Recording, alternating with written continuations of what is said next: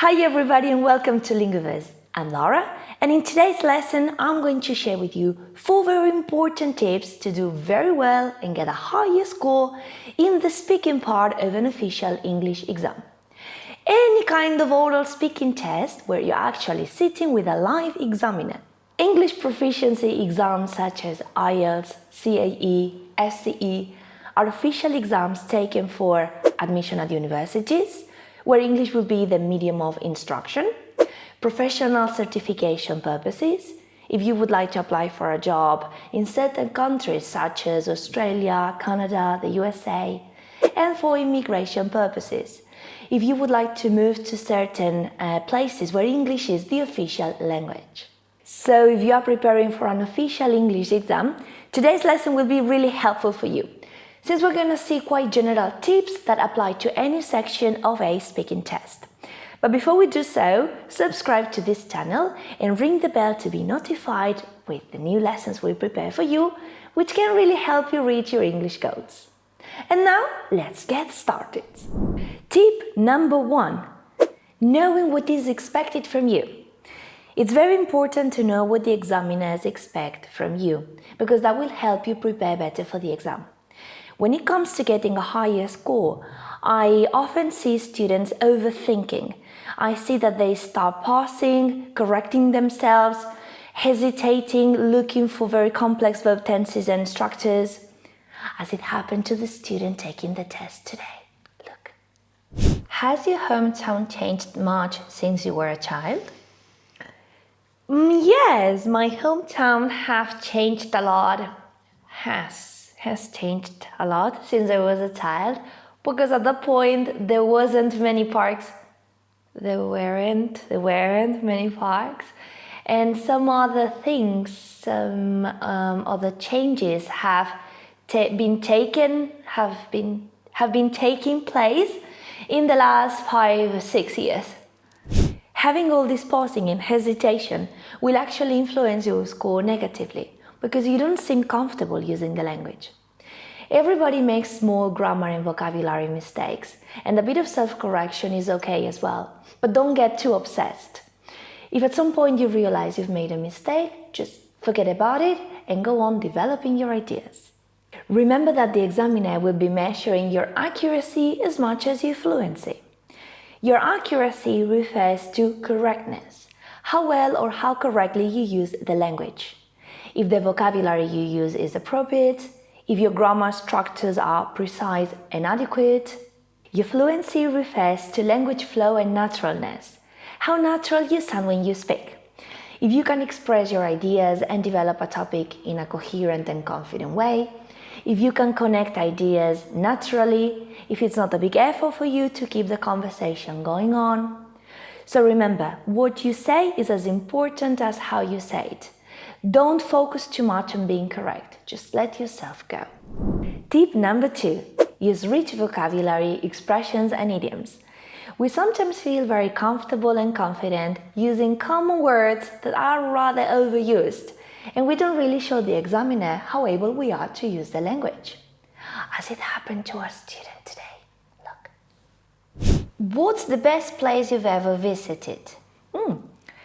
The most beautiful place I have ever visited is Thailand, because there are many beautiful places to visit, the food is good, the people are nice, and everything is cheap. Keep in mind that this is a test and you have only a few minutes to show the best English you know and have learned in your life. So you obviously want to show off a bit. Using varied vocabulary, expressions and idioms will definitely boost your score, because they will make your English sound more fluent, natural and advanced. Now, even though you cannot memorize a whole answer, because that would sound artificial and because you don't know exactly which questions are going to be asked, you can definitely prepare some nice vocabulary that you would like to use. How? Well, there are certain topics that always appear in official English exams, such as family, hobbies, traveling, food, and it's a great idea to prepare some vocabulary for each of these topics. That way, when you talk about them, you can show that you have a wide and varied range of vocabulary to use in English. So instead of saying beautiful places, good food, nice people, is cheap.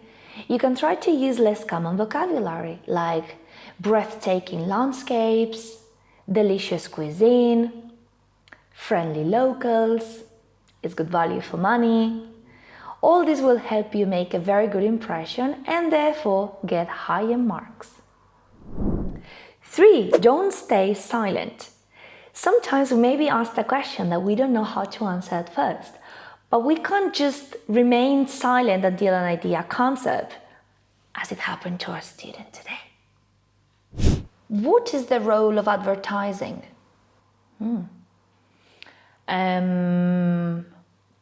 Advertising.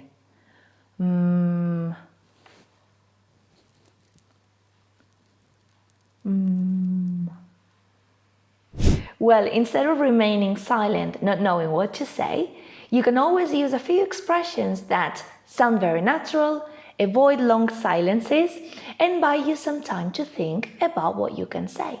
For example, let me think. Let me see. Oh, that's a very interesting question. Wow, nobody has ever asked me that question before. Right, I see what you mean. Oh well, I guess it depends. So don't worry about needing some time to think, because using these expressions is actually using English. And this is what the examiners want to know. Can you use English? In any situation? Even when you need to have some extra time to think? Then you're doing a great job. And our tip number 4 is, it's okay to tell lies.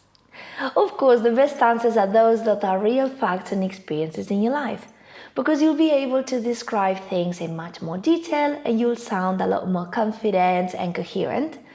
However, sometimes you may be asked a question about something you're not really interested in or you know nothing about, as it happened to a student today. Please describe an exciting competition that you have witnessed. I'm not very interested in sports or competitions, so I don't know. I don't think I've ever witnessed any event like that.